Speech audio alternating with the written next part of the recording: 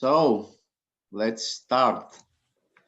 Welcome everyone to the last .NET event of the year, and that is of course of our user group. That was pretty ambitious. Yeah, we have a very interesting event for this, for that last one.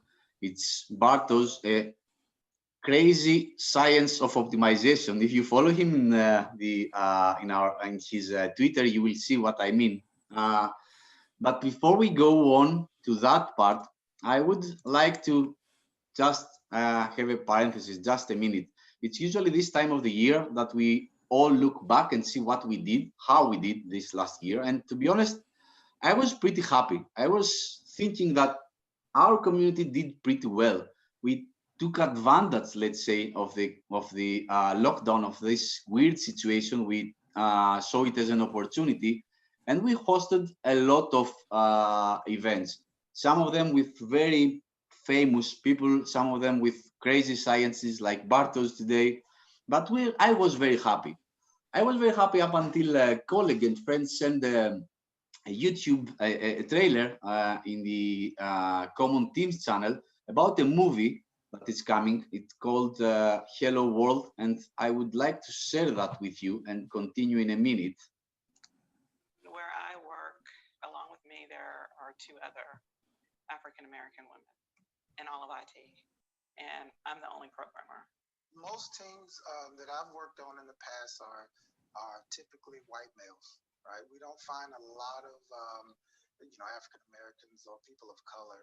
People do have a stereotypical conception of what engineers look like. Typically, it's a white, able.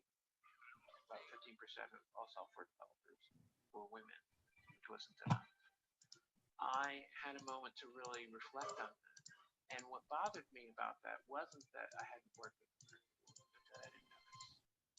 It hadn't occurred to me to notice. Women have had a pioneering role in computer science. You know, sometimes people are surprised that I'm a programmer. When those things happen, I did question if I wanted to stay in the field or not. But for a long time, I was primarily the only minority in the room. We're clearly seeing pushback from some aspects of the culture as well, that they don't want to be more inclusive. So I'm hoping that this is the moment where people are just saying, this is not acceptable, it's bad business practice, it's bad practice in any industry or any sector to have this kind of thing going on. If you're Black and Latino, Latina, woman, none of that matters.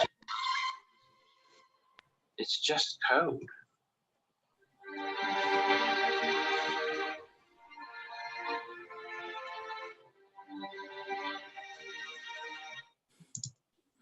So I realized that actually I didn't do so well. We as a community, we didn't do so well because we weren't inclusive. And of course, that doesn't mean not at all that we were exclusive, but I think by not trying at all to be inclusive, that is also bad. And this this should be our goal for 2021. Personal for each one about his, I don't know, work or business place, but also about this community. If you could help me be more inclusive, that would be really great. Yeah.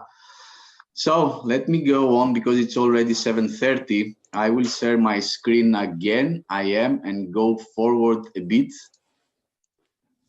This is me. You already know me, I guess, but just in case, you can find me on LinkedIn if you want to communicate with me or object. And why object? Because this event is actually recorded. I plan to publish it to you in YouTube. If any one of you objects, I don't know if your name will be visible or not, but if any one of you objects, just send me a message. It will be here on Twitter, or you can find me anywhere, actually, in all social media by this George Cosmides as a keyword, let's say. So let's go back. We have Bartosz today. I hope Adamczewski, am I pronouncing it correctly? Absolutely correctly. Yeah, that's correct.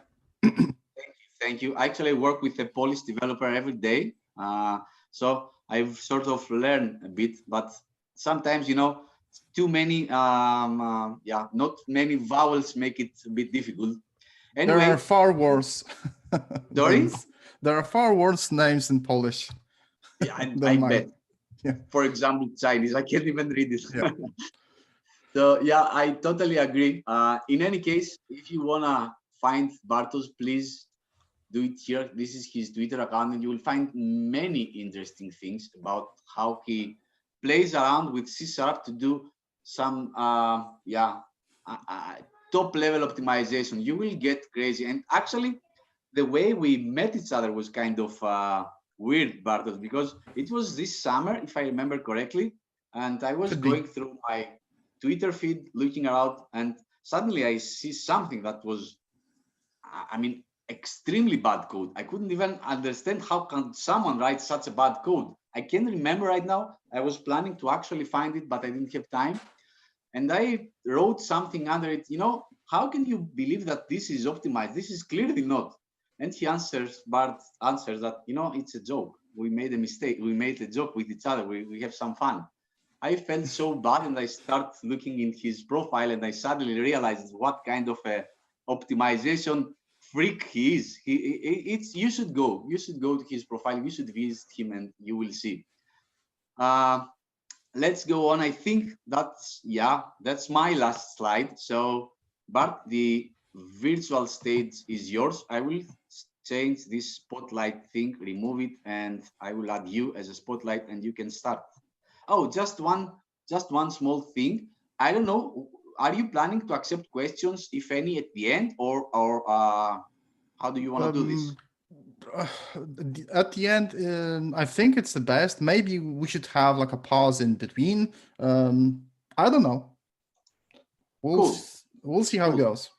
Yeah, and guys, if you want to send something, just send it in the chat, and then we can see. Bartosz and I will monitor the chat, and we'll see how it will go. All right. Do you see my screen? Yep. Cool. All right. So let's do this. Let's do this. Let's get this thing out of the way. All right. So welcome to the lecture, first of all, and it's nice to meet you all. And this is the first in this sort of Munich community to me, and I like the place. I work with like people in Munich, so that's a really cool place to be.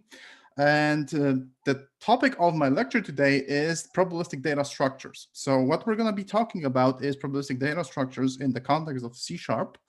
And we're going to touch on the simplest data structures for now, because this is an entry-level lecture. It's to get you hooked on the topic. It's to get you excited. So if you Google around a bit, you're going to find more advanced data structures than these ones. But this is like the thing to get you interested. So let's maybe answer the question, what are probabilistic data structures? So this is a very vague response and a vague answer. So they provide a reasonable approximation of the answer and a way to approximate this estimation. So this means that they will have a certain probability of the answer being correct, and they will give out a certain error when, and we can measure this error, and we can sort of tell what the error is. And this is like very important. So you might now ask yourself, well, I'm hearing a lot of there's a lot of buzz around machine learning, AI, and data science. So what's the difference? So what's the difference between a probabilistic data structure and a machine learning model? So how is that different, right? Well, I'm going to say just that machine learning models and the whole data science thing, actually what it's trying to do within the models, it tries to model relationships between a group of variables. So in a machine learning model, we usually have a certain random variables that we want to train. So that's the first difference. We want to train them. And the second big difference is that we want to sort of explain a certain phenomena using these sort of variables. So we assume that there's a certain distribution, and we might use a parametric model, or if we don't know the distribution is very complex, we have to resort to non-parametric models. But this is the difference. So we train it and we try to explain a phenomena, while the probabilistic data structure really is a transformation function. So we have some input data and we have like a data model here, and we try to apply a simple statistical functions or create simple estimators that will try to solve the problem. So what I'm trying to sort of like solve here and like explain here in this sort of lecture is the difference between them. And we're gonna move during this lecture, we're gonna move from like pure probabilistic data structures to something in between, because there's a way to go from like pure probabilistic data structure to something that really kind of looks like a model, but it's still not.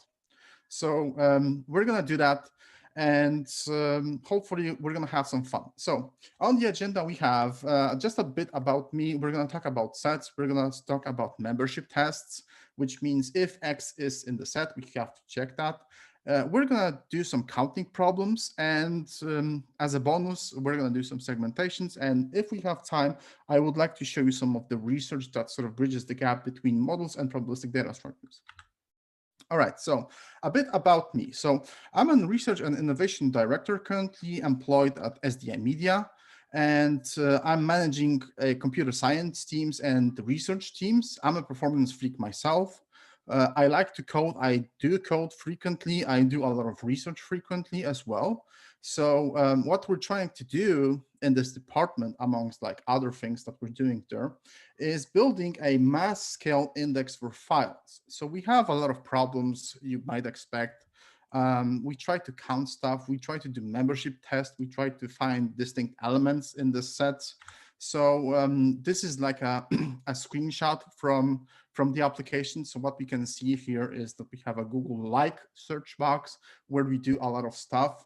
As you can see this screenshot, hopefully you can see that the result set is like 37 million files. Currently, it's actually twice as big. And the total size in gigabytes, I'm not gonna like even read it out. I don't know. It's a big number, and it's even bigger now. So we have a lot of these like scale things, right? Problems at scale. And to be able to tackle some of them, we use probabilistic data structures. Actually, we use them all the time. For example, in this toggle here, this functionality here, where we have a cart and we try to check if an item is already in the cart, we use a probabilistic data structure to be able to determine if the item is within the cart. Because what we try to do is we try to do a membership test that actually will tell us if the item is present within this other set. So that's a probabilistic data structure. So we use them. And I'm going to be like circling back to it because it's like very interesting. And it's just to show you that this is not some like made up topic to make lecture from. And it's not like academic at all. It's not, you know, research, like pure research. It is being used in applications, and it's used in this one and in a lot of interesting ways. So in order to be able to even explain that, let's go back to basics. Let's talk about sets. So if we have a set, like set S here, which has like 4 items in it, and let's just say that we have this set and we want to check if a number 8 is present within this set. So what we're going to do here, we can resort to a simple function called contains, where we're just going to pass this as an array of like ints. We're going to pass the index. The index is the item that we're looking for. So the index would be 8. And we're just going to use a for each loop and check every item and return true or false. So that's cool. But as you might expect, that's not going to scale for big sets. And we're going to have a lot of problems with it. So for sets that are gigantic, we have to like, you know, come up with a different way. Hold on a second.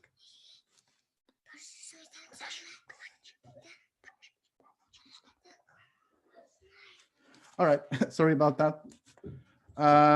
Okay, so moving on.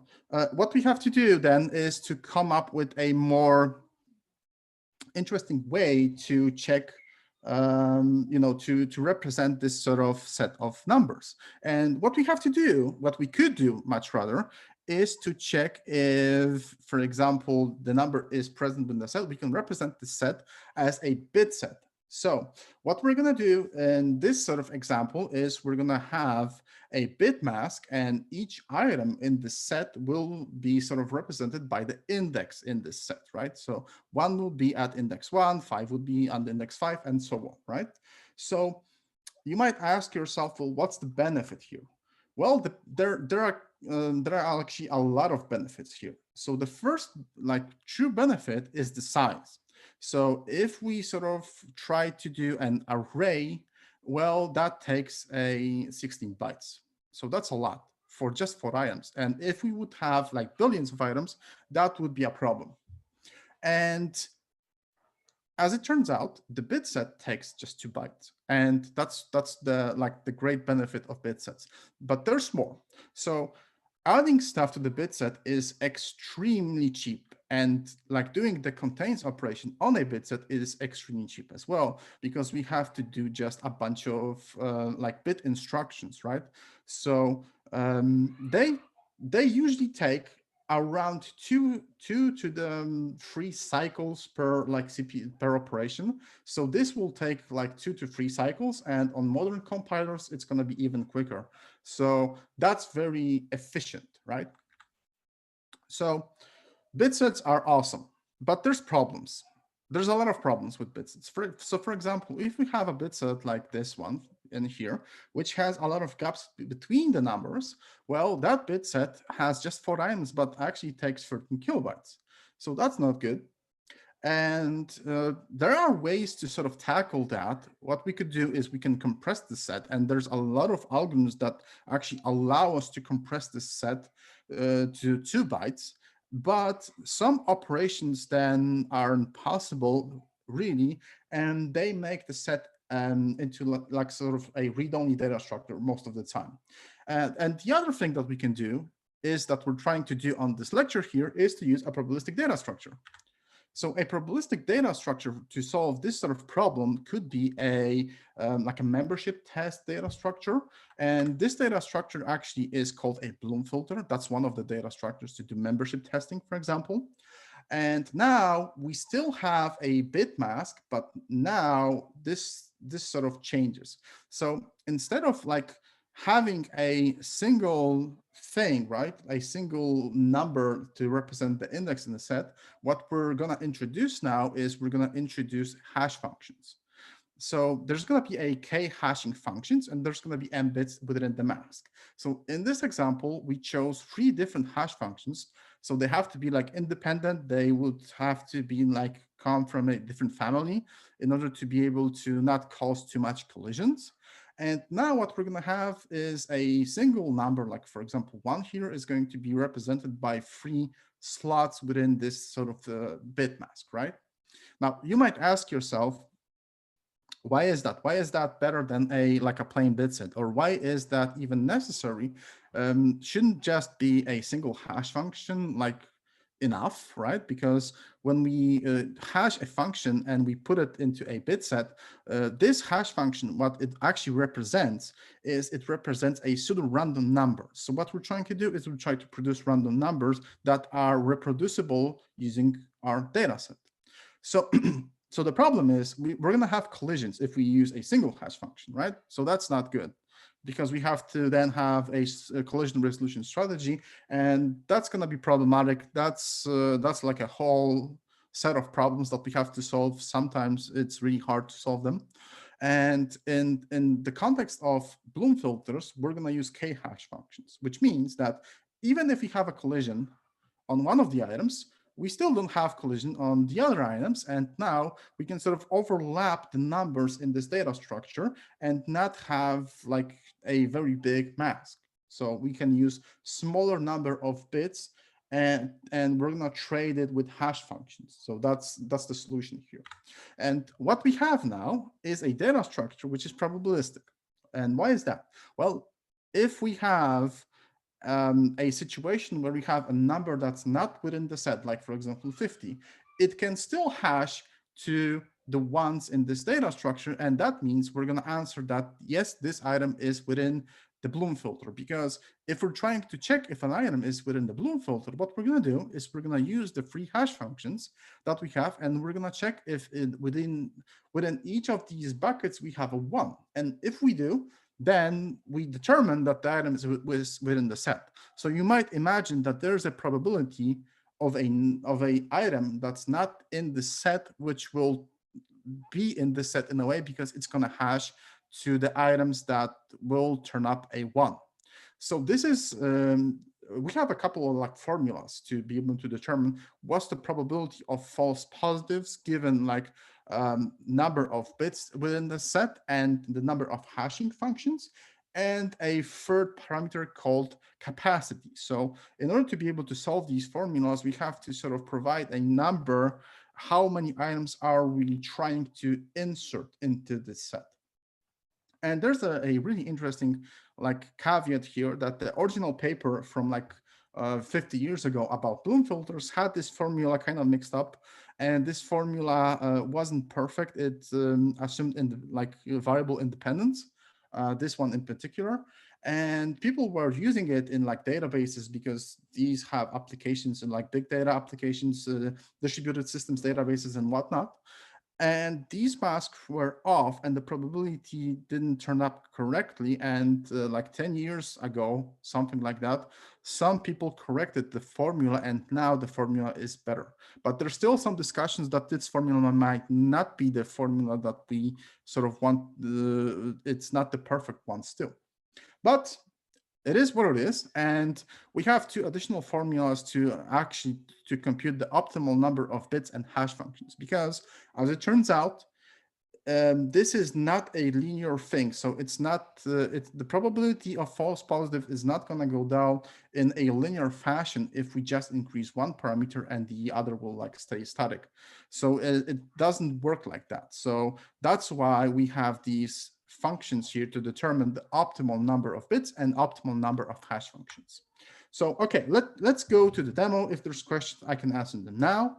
But let's move to some code, because I guess that's the thing that's most interesting. So let me show you a Bloom filter. So we're gonna create a couple of examples. I'm gonna show you a couple of things. So first of all, we're gonna test the Bloom filter. So this is our data structure that we sort of have, and we're gonna do the following test. So we're gonna start a Bloom filter with a capacity of 150 and an error rate of 1%. And the optimal number of bits and hash functions are gonna be estimated using these 2 functions, these 2 formulas, much rather, that I've sort of described, right?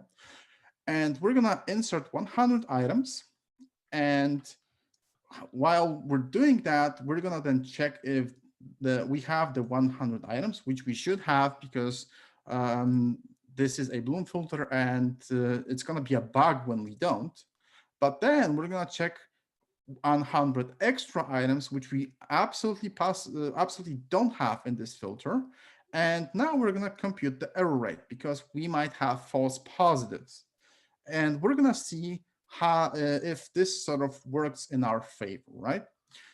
So what we're gonna do is first let's check the implementation. I'm gonna like leave the code. I'm gonna leave a code snippet to these data structures so you can sort of use them yourself. And the implementation is like really simple. So we have to start with a bit set. So we described the bit set, and the bit set is a very simple data structure. It just uses an array of ulongs. And like I said, it's a very simple thing, and we have the add and contains functions that will sort of do the bit test, and that's pretty much it. That's just it. That's the whole data structure. It's very simple. It's very efficient. So once we have that, we have our bit mask now, and what we're gonna do is we're gonna initialize our like data structure with the best possible mask and the best possible number of hash functions. And once that is initialized, we have the best M and the best K. We have to now generate K hash functions. So that's a bit expensive to do, to come up with a lot of hashing functions to be able to do that. So what we're gonna do is we're gonna use a hashing trick. But let's not get into this territory now. So let's move to the add function. So the add function will take our item from the set. It will hash it a bunch of times, like k number of times, and it will just add it to the bit set. And that's the whole add function. So we have to now generate k hash functions, but we can use a Dillinger hashing trick, which means we can just have two hash functions from different families, and we can generate new hash functions using these two hash functions, given a formula where a primary hash plus a certain variable, which is the increasing number of hash functions, this is the index of the hash, times the secondary hash function will give us the new hash function. And it has been proven that this thing works. It doesn't like generate collisions. So it actually generates new hash functions, and we can rely on this formula here. And this simplifies our Bloom filter by a lot, and it actually makes it more performant. So now let's move to the contains function. So the contains function has a primary hash and secondary hash that will generate new hash functions for us. And the thing is that we have to compute the hash for each of these. And now if all of the like buckets in the mask turn up to be 1, then we're going to say that, well, yes, indeed, the Bloom filter contains the item, otherwise it doesn't. And that's it. That's the whole data structure, like 2 functions and a couple of like bit tricks, and that's it. So let's now move to the implementation, and let's just run this test and have some fun.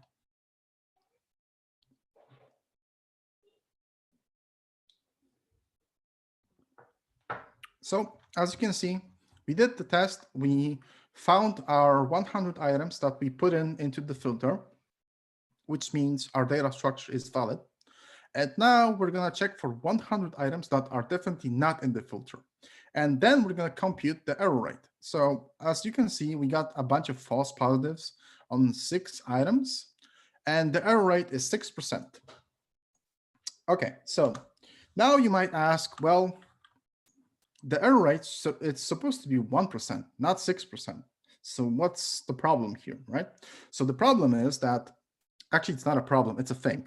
The thing is that this is the best possible error rate. So it doesn't get any better than this. So if we set it to 1%, it doesn't get any better than 1%. It can be close to 1%, but it might be like worse than 1%. It might be like 6%, 5%, 4%. It has to be in the ballpark, but it doesn't have to be 1%. And that's a very important thing to understand with these data structures. And another very important thing to understand is that the driving like factor of these error rates is the construction of the hash functions. So you have to use the state-of-the-art hash functions, which don't do a lot of collisions. So the better the hash function, the better the result. And the closest you are to this result of 1% here. So yeah, that's it. But if we increase the capacity, for example, to like 250 items, and then run the test, we have like 0 problems now, right? Our mask will get bigger, and we can actually determine what the mask is now and how many hash functions do we use, but it's still pretty good, right? We use 7 hash functions this time around, and we use 2000 bits. So that's like 38 U-long variables. So that's 38 times 8 bytes. So that's still very, very good as compared to like just holding arrays in memory or just holding other stuff in memory, which doesn't scale. It will like take gigabytes, for example, for like huge data sets, while the Bloom filters will take megabytes. So in our application that I showed you at the beginning, we have a Bloom filter, which actually houses like 100 billion elements with a probability of false positive of 1%. And the interesting thing is that it will take like 1.5 megabytes or something like that. So it's really, really good in terms of like the memory consumed. And the thing is with these data structures is that you have to remember that the probabilistic data structures aren't created to have the best performance. They're like being used to have the best memory footprint possible. They have a reasonable performance because we still calculate only 7 hash functions, and we don't like search the entire set or do stuff like that. but they will decrease the amount of memory used. And this is like the primary reason why we're trying to use them. So that's important.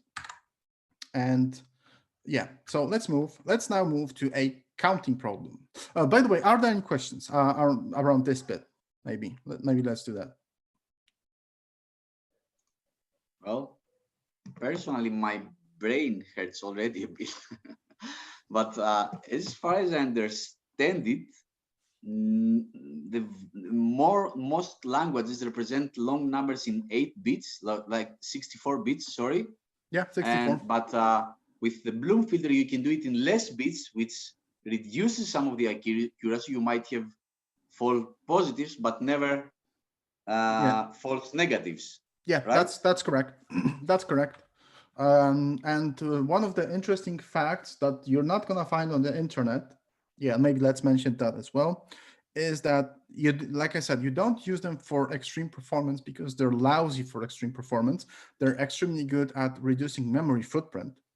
And the reason why a Bloom filter is very bad for performance, like if you want to be very performant, is a cache miss. So the Bloom filter, in order to be able to work and in order to be able to have these sort of hash functions even to function correctly, the hash functions have to follow a uniform distribution. That means they can like land anywhere on this mask, and the mask can be big.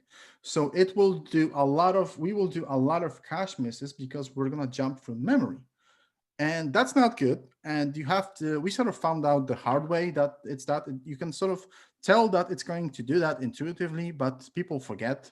And there's better ways to, there's better like data structures to be able to sort of capitalize on the cache if we want to have them like low memory footprint and fast, but they're like out of scope of this talk. But it's just to like remember that memory footprint is all that we want from these data structures if they're performant, because some of them are.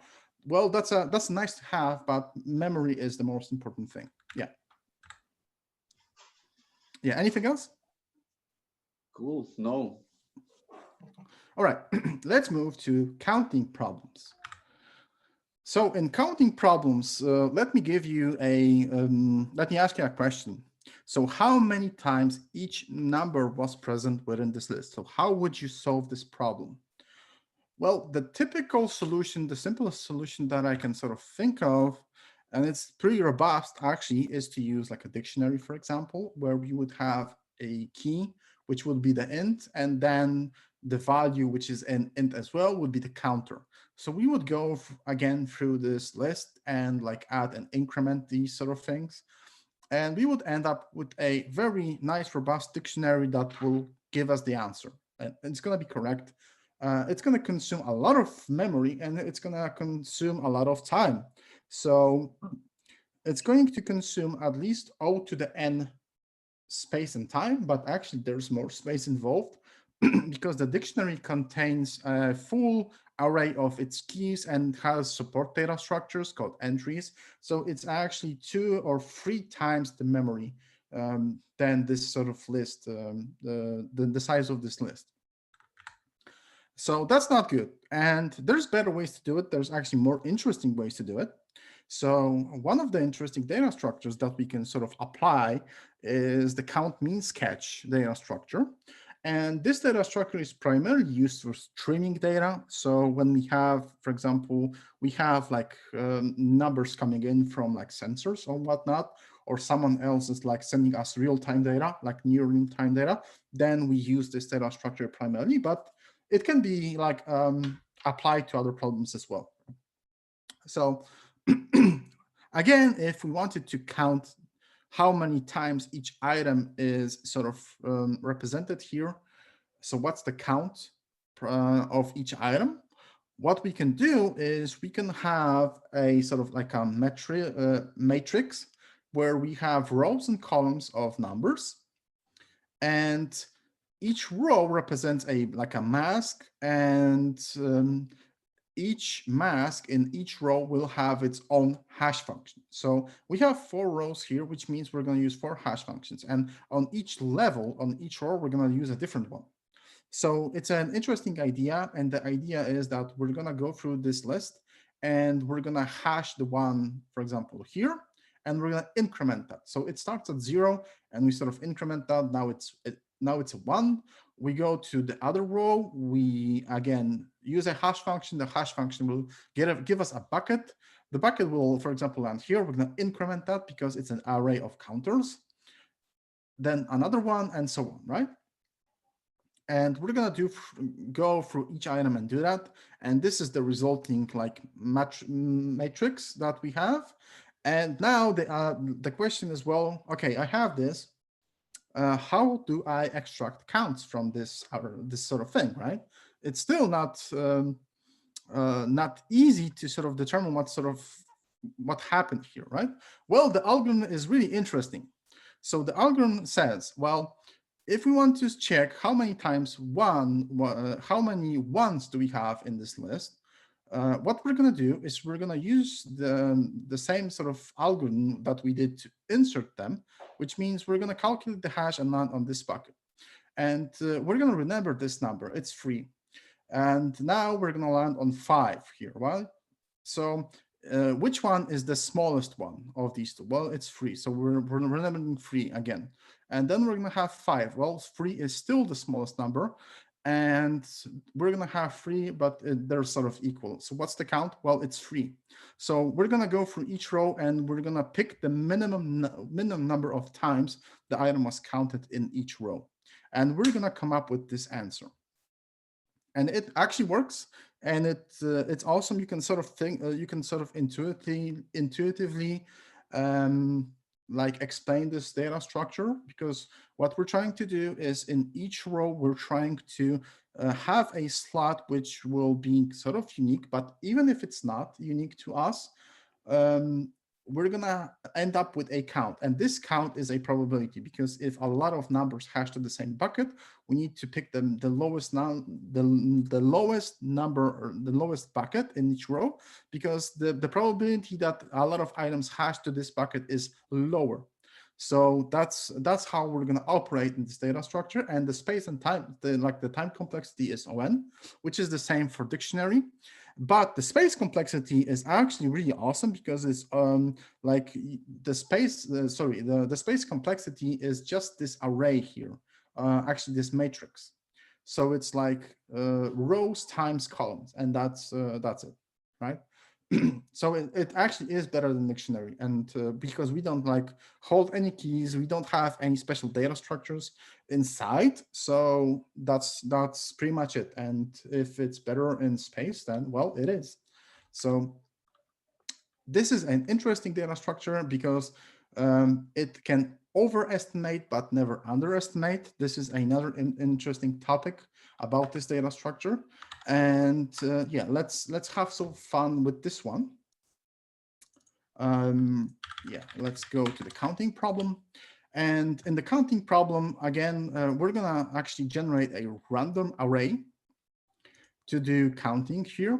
And our number array, this is gonna be an array of strings this time around, and we're gonna have 10 unique items, but they're gonna be generated 100,000 times. So this 100 items is going to be distributed in like 10 unique buckets, right? And this is our data structure. Again, very simple data structure. It has 2 different parameters this time around. So we have the error rate and a very mysterious parameter called certainty. So the error rate is the error rate for the entire like data set, so the entire matrix. And certainty is the error rate for each row. So it's not easy to sort of reason with how to set these 2 parameters. So you have to sort of experiment. There isn't a good like approximation function yet, because there isn't. People are working on it. There's some functions, but they don't work this well. But what we can do for now is we're going to set this to like 10% and 10%. And what we're going to do is we're going to increment each, we're going to go through each item and increment that. And that's pretty much it. And then what we're going to do is we're going to count it correctly. So we're going to use the dictionary to like count it without any approximations. And we're going to compute the error rate at the end. So this code is just to like show what's the error rate here. So let me show you the data structure again. And like I said, a very simple thing. We're just going to have a like two-dimensional array of rows and columns. We're going to estimate these parameters based on the inputs. And we're going to initialize this array. And we have two functions. So increment, we're going to use the hashing trick to compute the hash, like the k number of hashes again for each row, and we're just going to increment the correct place in this map, and that's it. For counts, we're going to do exactly the same thing, but we're going to keep track of the minimum number that we find in each row, and we're going to return that minimum number, and that's it. That's the whole data structure. 50 lines of code. And let's go back and let's see how it works.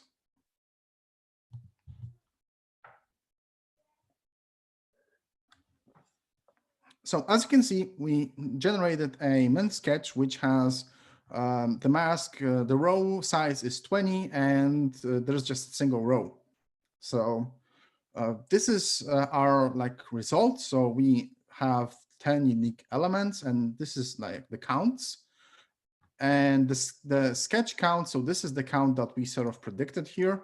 And as you can see, we got 2 of them wrong. So depending on your use case, this might be good or bad, but we use like a tiny bit of space to be able to determine what's the count for like a lot of these elements, right? But let's now increase that, let's decrease the error rate to 1%, and let's increase certainty to 90%. And let's do it again. So now it's 200 by 4. And as you can see, the result is like 100% correct. So that's good. So maybe let's generate more unique items. So now we're going to have 100 different sort of unique items. And it's still pretty good because, as you can tell, there's just one error in this whole array, right? So that's good. If we keep on increasing the number, of course, the probability of like being wrong is like higher. So in this case, as you can see, there's a lot of mistakes, and this data structure does not even work here. But again, increasing one of these parameters will yield better results. Actually, not this time, because the mask size is too small for this problem. But if we sort of say that, well, we want not even less than 1%, then it's good again. And it's still better than your classical dictionary, for example, because it just consumes a tiny bit of space and it's pretty performant. You get your answer really quickly, and that's why it's used for streaming a lot of the times. It's used in certain databases as well and caching systems because of its like low memory footprint properties again. All right, any questions to this data structure? If not, then yeah. No. Can I have a second? Because yeah, sure. I'm trying to follow, but it's very, very hard, to be honest. Haven't seen those since uni. But in any case, data structure is kind of similar with the Bloom filter, but size is different, of course. And what I'm losing in both situations is how the hash functions produce so not that many collisions. I mean, what was the algorithm there that I completely lost that part? They actually can collide, but since there's multiple hash functions, if we have just one collision or 2 collisions, well, that's fine, because we have multiple hash functions. So you can think of it as a overlapping data structure. So if we collide if there's 4 hash functions in like Bloom filter, for example, if we get 2 wrong, and if we get like 2 collisions and 2 unique numbers, that's still good, because all of the hash functions have to produce ones. So that's still good, because we overlapped our data by like half, but still the other half that we didn't overlap tells us that this is a unique item. It has a unique representation. Okay, I am glad I'm recording this session because I will have to see it again. Yeah, okay. Thanks. And Still, like I said, this isn't a uni topic, if you will, because like I said, I just cannot show you our like company code base, but we use a lot of them.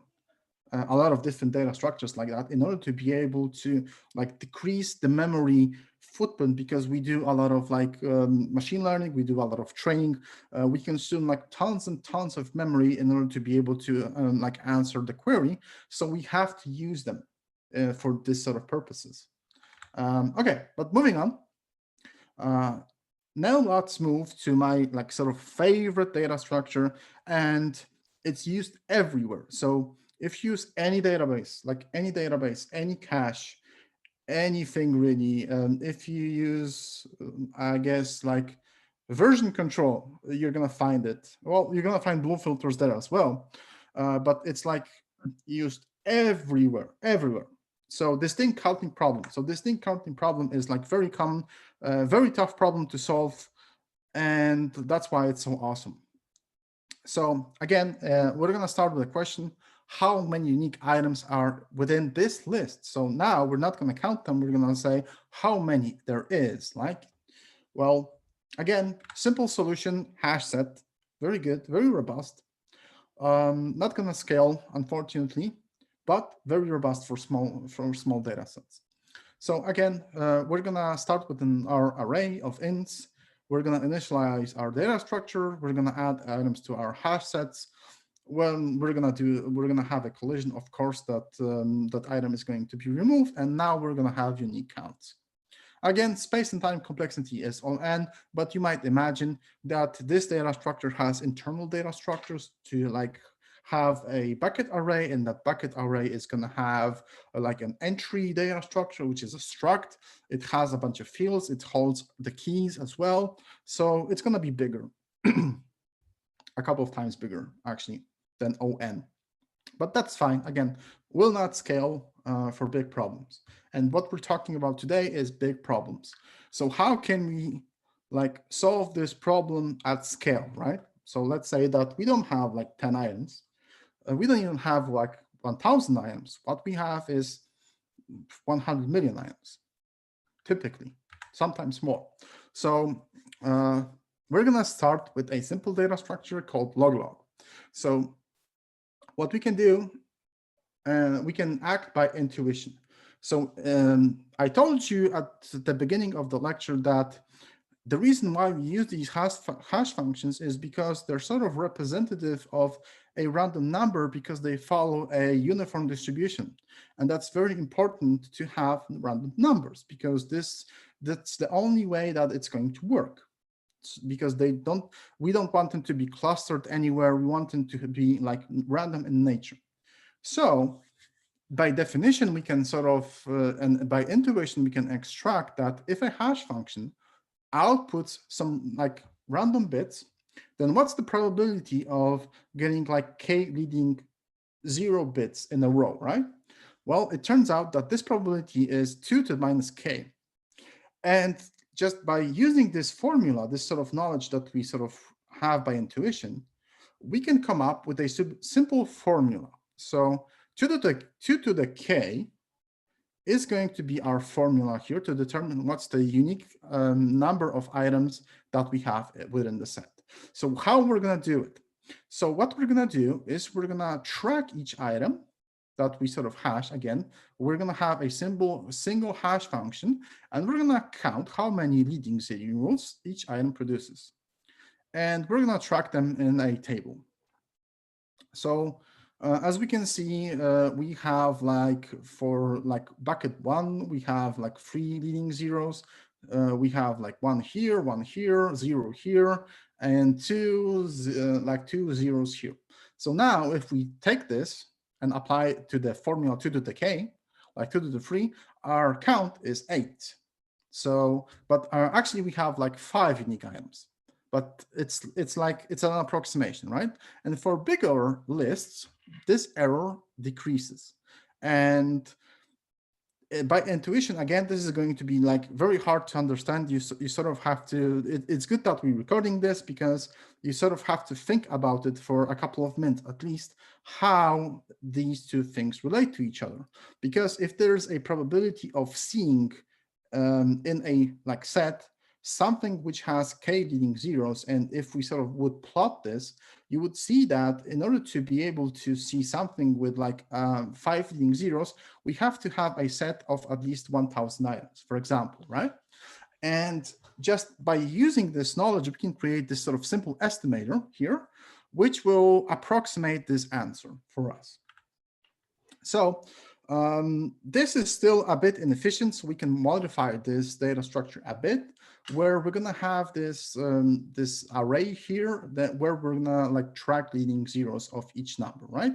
So we're gonna hash the item, and what we're gonna do is we're gonna use the first half of the bits to like track the item, and the second half of the bits of the hash are going to be used to track the leading zeros. So it's again, it's an interesting trick to not use a lot of hashing functions, because you might imagine if we use a single hashing function here, well, again, we're going to see the same problem that this hashing function might have, again, collisions. There's going to be problems. We should probably use more than one and average the result, like in the case of the Bloom filters, for example, right?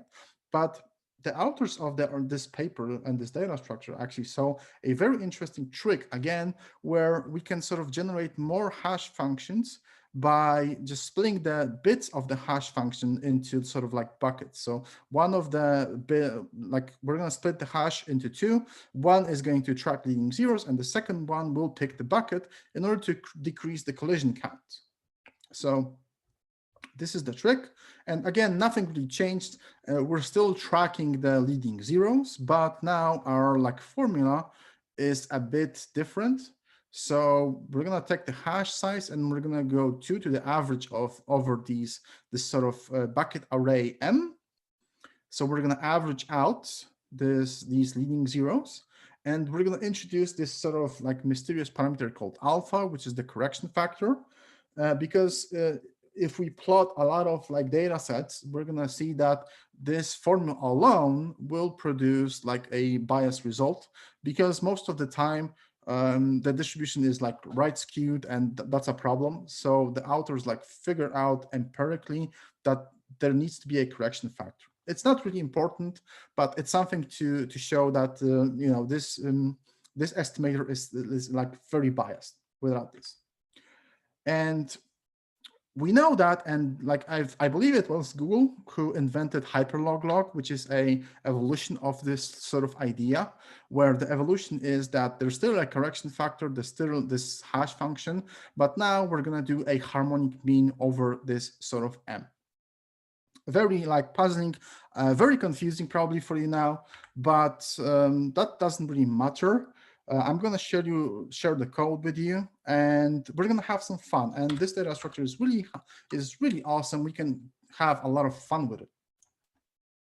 And let's play around a bit. So our test, again, we're going to have a single test which will test 3 things. So like the correct count. So we're going to actually count using the hash set how many items are in the set. We're going to use the log, and we're going to use the improved hyperloglog algorithm. So the log and hyperloglog differ in how they're sort of estimating the counts. The rest is the same. So again, very simple data structure, 50 lines of code. We're going to use a hash function to hash our item. We're going to get the leading bits, and we're going to get the tailing bits to like index our bucket table. And we're going to insert our leading zeros to the buckets, and that's the whole function. And the count function is slightly more complicated because there's some like different conditions. So the estimator is more complicated, but it's just averaging over this table of buckets. This is a harmonic mean, so it's a bit more complicated, but not really. And that's the whole thing. That's the whole function. Again, 50 lines of code, simple data structure. Okay. All right. So again, random array, 1 million elements, 10 unique elements. So we should approximate that there's 10 unique items within this set. And we're gonna see how it's gonna go. So exact count is 10. So we have a data set of 1 million things, but there's 10 unique things in that 1 million things. So log estimated 38. That's not really good. The error rate is 74%. That's a big error. But hyperlog on the other hand, like estimated 4. So 54%. Not great, right? Well, like I said, with bigger numbers, the probability of the error rate decreases. So 100 unique items. So 100 unique items, log estimated 152. So 34%. Hyperlog on the other hand is like 19%. So as you can see, it improves with numbers, right? So the bigger the set, the better it is. 1,000. So for 1,000, hyperlog is like 58%. It's still not great, not really. But hyperlog is actually awesome, 10%. 10,000 now. So 10,000, we should be getting like a very good estimation now. Yeah, so 10,000 unique elements, hyperlog predicted 1,100. So we're going to 8%. So the error rate is really good now. And finally, let's do another one, 100,000.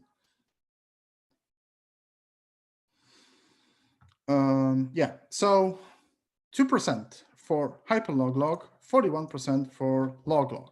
So as you can see, log is not the greatest data structure. It was recalled. You should use hyperlog wherever you can to do these estimations, or even it's like stronger versions. So hyperlog plus, and there's like other data structures that actually improve upon this one. So as you can see, 2%. And in the case where we have just billions of elements, we don't really care about exact counts that much. We just care that they're close enough. So 2% most of the time will be close enough in terms of the counts. And that's really good, right? So that's one of the interesting things. And moving on, let me show you another interesting data structure, which kind of bridges the gap between probabilistic data structures and models. But before we do that, I've included a slide, which is benchmark.net, and it shows the performance numbers, like real performance numbers of these data structures as compared to like normal data structures. So when we use like an array, for example, with Bloom filters, we're going to allocate this much memory. And as you can see, when we have a Bloom filter, we use like only like 100 kilobytes, for example. So count min sketch is like next to nothing. It's like 3 kilobytes, but the dictionary version is like 2 megabytes, even more. I'm not sure if it's 2 megabytes. And you can see like the performance numbers. They're going to be slower, but it shouldn't be terrible. And it's not really all that terrible in terms of the performance. And the hyperlog is the most interesting thing in terms of the performance, because a hash set is like huge, right? In terms of like space allocated. But hyperlog is like 184 bytes, and it's never going to be bigger. So it's just tiny in terms of like memory footprint, right? And the performance is pretty good as well. So if you can take like 12 milliseconds to answer the query, well, that's not really big. And it's like 3 milliseconds for a hash, because we did a lot of like tests here, a lot of times, right? So it's really, really good in terms of, again, memory footprint. And hyperlog is interesting because it's never going to allocate more memory than this. So yeah, but let's go to the bonus round, and let me tell you, let me show you much further a data structure which bridges the gap between a machine learning model and your typical like statistical estimator, which is the probabilistic data structure. So again, let's start with a like trivia, like a puzzle problem. We actually give this problem. So when you try to sort of when we interview to our like department for a dev or a data scientist, you're gonna get this problem, which is interesting. So how would you split this into words? So we have a string like level up your game here, and level up your game is concatenated. How we're gonna like split this up into words? And one of the ways that you can sort of do it is you're gonna have a dictionary, and you're gonna have some counts. So how many times a word popped in your like training set. So we have some training set that we train on, and this training is not really training. That's why it's not a model. So we just count how many times we've seen a word in like a data set, right? And this is this algorithm will sort of use statistics to calculate the joint probability of the best possible segmentation. So let me show you how it works. Unfortunately for this algorithm, I'm not going to show you the whole implementation, and I'm definitely not going to show you the whole data that we use because that's important. But what I'm going to show you is like the simple made up data set of a bunch of items, level up, game, and you. And we don't have your here, we have you. And we're trying to determine if this is going to work without having the correct like words and without having the complete data set, because there's a lot of words in English and in other languages, and we just cannot like have all of the combinations. It's impossible. And there's some problems, like German has a lot of compound words, English has some, and you have to solve the compound word problem as well. So let's move to the algorithm, like data structure, and let's see how it sort of works. So what we're gonna do is we're gonna split this in pairs. So we're gonna create as many combinations of pairs as we possibly can. So this is like a combinatory problem that we're solving here. And if we have these, what we're gonna do now is we're gonna like go and apply an estimation function. So we're gonna have like the word segment fitness, and this is a probability distribution function which was sort of estimated. That's why we had to sort of train. And this probability will compute the joint probability of like a sequence, that this sort of sequence of words that we sort of generated has a probability. So we're gonna pick the one which is the biggest, and that's how we're gonna answer this sort of problem, right? So when we run this demo, level up your game, and we don't have your, it should just work.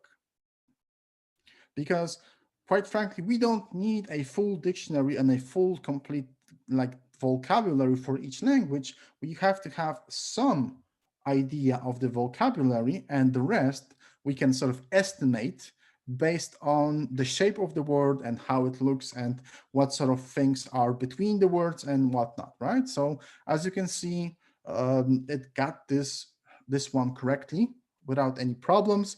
And this is one of this data structures that we sort of use for like correcting user inputs. This is not the algorithm we use. We use slightly more complicated one, but it was just to show you that this sort of thing bridges the gap between like probabilistic data structures and models, because it's neither. It's not a model in a classical sense, and it's not a probabilistic data structure in a classical sense. And that's pretty much it for this lecture, but I have some, if we have time, I'm not sure if we have time, but if we do, I can show you something else. That's, yeah, the question, do we have time? Sure. Okay. So talking about, like, let's circle back for just a second to hyperlog and log, so distinct counts. So I'm trying to, like, one of the topics of my like research right now is to have data-driven data structures. So one of the interesting things that you're going to find when you're doing machine learning and probabilistic data structure is that nearly all of the data structures, like even arrays and lists, have some parameters that you can initialize, and they're going to work better for your problem. But you have to sort of know that you can sort of provide that by hand, and you're going to be wrong like 99% of the time, and you can estimate that. And one of the interesting things that you can do is you can create a like proper machine learning model that will use the same concept of hash functions and like leading bits to create an actual machine learning model based on variables to explain this phenomenon, why this works, right? And the reason why we would like to create such a thing is that we can create a better estimator. We don't have to like have correction factors, harmonic means, and whatnot, and we don't have to even like compute hash functions. Yeah, because they're not necessary. They're necessary to like create training data, but then they're not necessary. So our like estimation time will get significantly better because it's going to be way faster. And this data structure can work for like all of the data sets. It's going to be very compact, very scalable. So that's one of the reasons why we would like to create a model for that. And in order to be able to do that, let's jump into Python for a second. And I have a lot of code here, but let me just show the result, actually. Let's train a model using our hash functions.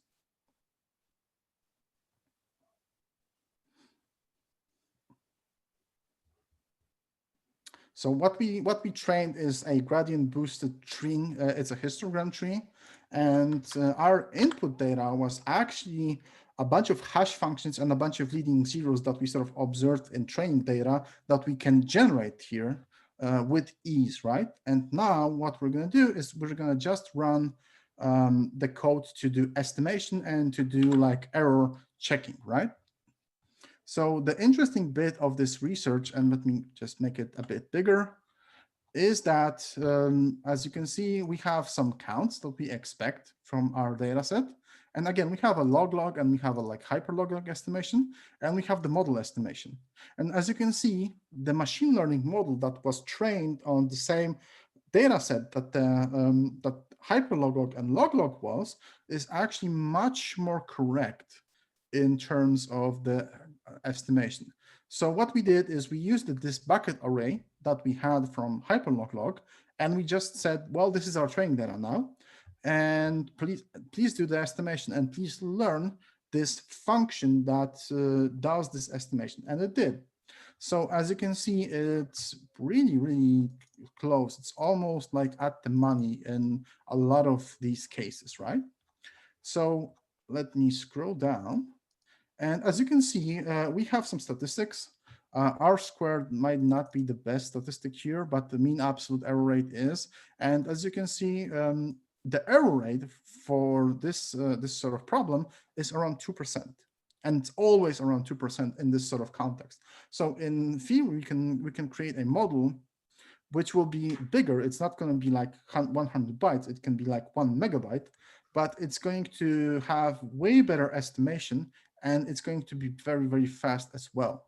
So that's one of the interesting topics of my current research, is to sort of create data structures that are not probabilistic, but are initialized by machine learning models. Because these machine learning models can help us as like programmers and engineers make better data structures. And no one has actually invested any time in that, and we're sort of doing that right now. Yeah, okay, finished. Any questions? Whoa. Well, I would need, of course, time to let's say digest all of these things. It was far away from what I'm actually doing, and yeah, I need to remember a lot of things to be able to absorb all this information. So I'm really happy that we are indeed recording this, and we so it will give me a chance to go through it. Honestly, I don't know if I have anything more to say right now. Okay, so if there's, you know, if you didn't understand or something was unclear or I made a mistake, if there's like, if we can like have one-to-one sessions, we can have another meeting, we have a Q&A, we can have a chat. I'm like open to all sorts of these things because I think these topics are heavily used. And the reason why a lot of people don't use them is not particularly because they don't need them, because people actually don't know that these things exist a lot. And I'm trying to bridge this gap. again. Yeah. Yeah, definitely. Definitely. That would be nice. I mean, I would very much like to continue this discussion because also your research is very interesting. But I will definitely need to study a lot more to get into that level that you are not into that level, to at least start scratching the level that you are at. And nevertheless, it's, I think, very, very interesting. I don't know anyone has any other questions or anything to add? There is some kind of comment in the chat. Okay. No, it was just a thank you from Frank. Okay. Okay, no problem. Again, like I said, if you have any questions, feel free to like poke me on Twitter. I have a YouTube account. You might be able to reach me here, although this link is pretty crappy. It's really hard to find me. I have a very small channel, but I do discuss these sort of things there as well. Not to this detail, but I'm trying to sort of like go one step at a time. So let's see here. This is the channel I'm actually sharing right now. All Let me right. switch here. I don't know why my internet is that slow, but anyway. Okay. I will spotlight me actually, and most probably.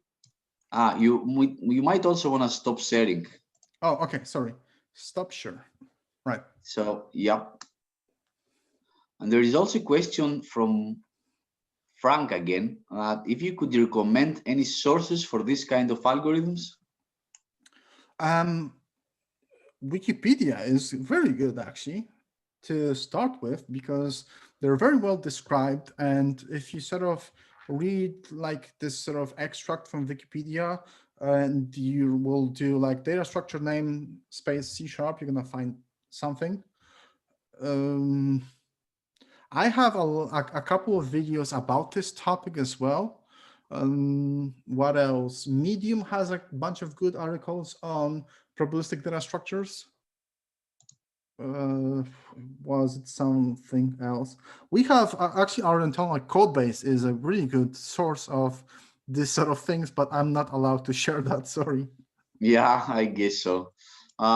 That's your Twitter, by the way. So yeah. If anyone wants to get in touch with you, I guess he can find you here. Yeah. I'm trying to be everywhere what I can. So these are I'm like the most active on Twitter, the most active on Facebook as well, I guess, and on YouTube. So these are like primary sources of where you can sort of find me and connect with me if you'd like to. What else? In terms of like learning materials. Yeah, I don't know. Well, we can do a Q&A if you'd like. We can do a tutorial. We can do another lecture if anyone is interested in that. I might be able to smuggle some of the data structures from the code base. Maybe, I'm not sure.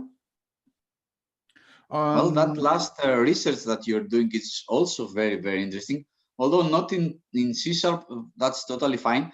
I know we already talked about that, and of course you are totally right. Believing that you will do machine learning in C# is kind of a meme. I mean, you have all these much better alternatives. So we could have an event about your research if you feel ready to presenting some of it, and it shouldn't be on C#, of course. In C#. Yeah, so it's gonna be if it's gonna be in anything, it's gonna be in Python and R probably to start with. Yep. So I'm like multidisciplinary in a way that you can, yeah, like you said, you can do certain machine learning in C#, but why would you?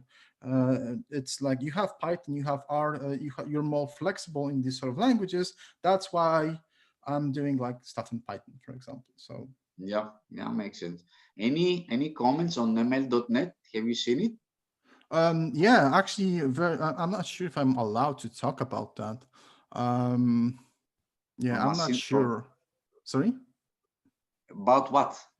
I had a meeting about ML.NET with like Microsoft people, actually. Okay. Yeah, so ML.NET is not in the state that encourages like heavy machine learning. It's going to probably improve, and it's going to go into the right direction, I guess. I'm not going to share any details about that. But the current implementation is not something you can do data analysis in. And it's very important for machine learning. You just cannot do data analysis. You don't have an interactive environment. Without an interactive environment, it's pointless. I'm sorry. If I like, angered someone in the community of .NET, without an interactive environment, it's impossible to do like ad hoc data analysis, which is extremely important for research. But they're gonna go, and they're gonna probably expand that platform. So like year from now, 2 years from now, maybe there's gonna be a lot of utility. They're gonna match some of the functionality that R and Python have, and it may be something worth like considering. But still, there's like 15 years of machine learning libraries to be able to bridge the gap with R and Python, and that's going to be difficult. Yeah.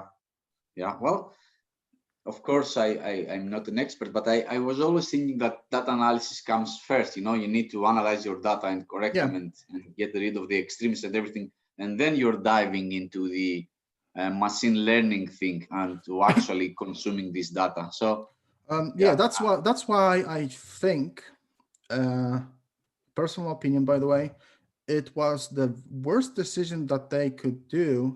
It was good for a marketing standpoint, but it was a terrible decision to create a automatic machine learning toolkit. So they have this auto model that they call it. It's not a new concept. It's a very old concept, very, very old. It's like 20 plus years of research, and it's a black box, and that's a problem. Yeah. Well, I think it's an effort to democratize, let's say, the machine learning so that more people can easily get into it.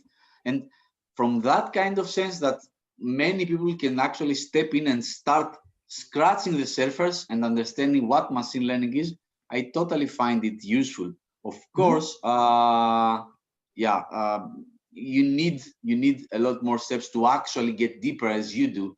But in any case, I at least from my level that I'm playing around with these things, I'm not at your level. It's very, very useful. Victor is also saying that isn't that Azure ML Studio is about? This is the effort of actually doing this data analysis. Have you seen Azure ML Studio? I think I saw it once. It's this like workflow tool where you have these like sort of steps. If I'm correct, I may be wrong, but if this is Azure ML, then I've used it a couple of times. The problem with this solution is that it's good for like high level things, and okay, so let me answer like that. The problem with these workflow tools is that they're very rigid. Although you can like change the steps and do a bunch of things that do a lot of data transformations, you don't have the fine-grained control that you need to do day-to-day work. So let me give you an example. So you're trying to do like find objects in text. Like an apple, is this apple in this place here an apple, or is it a apple incorporated, for example? What is it? You're doing a classifier. So you have to produce like n-grams. And you can pick your tables, you can do a lot of things. It's gonna like convert the stuff. But for example, it's not in a classical way and you need to change something. And if your workflow is like from top to bottom and you're changing the fundamental thing, how your n-grams are calculated right now, your whole thing is gonna break like instantly. And that then it becomes a problem because it's a click around thing, right? You click around and you're trying to solve problems. You're trying to fight the UI. At least that was my experience. And if you have these things in code, it's much simpler to do. So like data scientists and like developers like to code stuff. They don't like to click around and stuff. And that's we're not the, not the group that this thing is being sold to. It's being sold to like analysts, like business analysts, I guess. I'm not sure. Yeah, totally agree. Well, anybody else? Seems not, right? Bartor, my second screen will close just a minute. Sorry for this. I have you in the big screen, so I could enjoy the presentation. So the TV was about to close. Anyway, if there are no more questions, I think we can have a happy new year. Okay. So yeah. So thanks for having me. Like I said, very cool. It was a real pleasure. It was a real pleasure, actually. I enjoyed it very much, although it melted my brain, all this math, but I would really much like to get involved in this world again. Maybe for hobby or not, I don't know. But yeah, I really enjoyed it. I'm playing around a lot with Quantum right now, the Q# framework of Microsoft. And maybe this could be, again, bring me back to ML.NET. Let's see. All this, of course, is a hobby, not professionally as you. So yeah, but in any case, it's very, very interesting. Okay, cool. Thank you for being here. I have a comment from Dean. I also haven't seen this kind of maths in a while, so I had some good flashbacks to CS and maths in my university years. Yeah, I think most of us did. It's really interesting actually to see that in real life, right?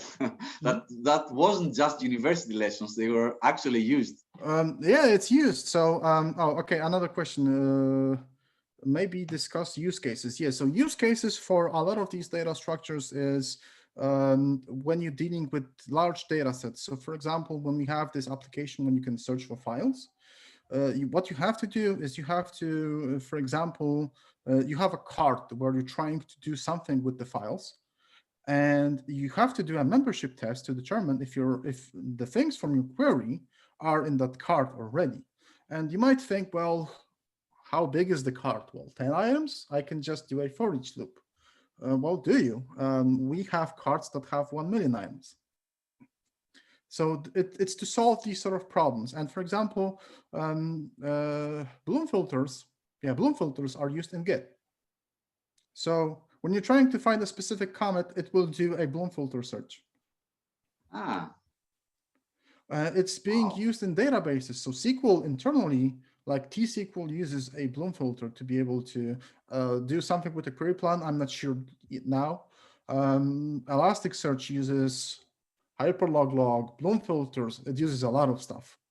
Like caching systems, so Memcached uses Bloom filters. Memcache probably uses hyperlog as well. In a lot of cases, you use these data structures, especially if you have like distributed systems. So you have a bunch of nodes and they have to communicate and talk with each other. So you have the data shards, right? And in order to be able to quickly search if your data is within that shard, if it's even worth your while to search that data shard, you have to ask the Bloom filter if my stuff is there. If it's not there, I'm not going to look in there, right? So you may have a false positive. So you might, for example, search more stuff than you would like otherwise, but that's good because false positives are fine. You're going to find your stuff eventually. Yeah. Yep. Have you considered parallelism? Yeah, we do a lot. That's actually concurrency is another topic, another research topic that I'm doing. I did in the past, sort of say.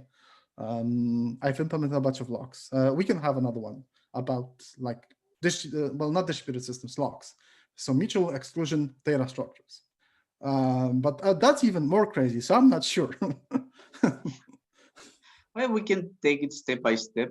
Every few months, have a crazy topic like this one, and let's see.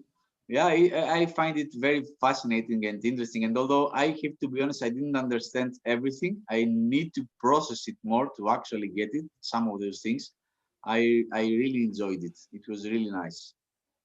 Okay, cool. Glad you liked it. So thank you everyone for coming. For those of you that actually celebrate Christmas, happy Christmas, and for the rest, happy New Year. I have just one thing to share more, to be careful with this next year that it's coming. You never know what it's waiting for us. So at least we will have a few more events coming. Thank you, everyone. Happy New Year. See you next year. Thanks. Bye. Oh, bye.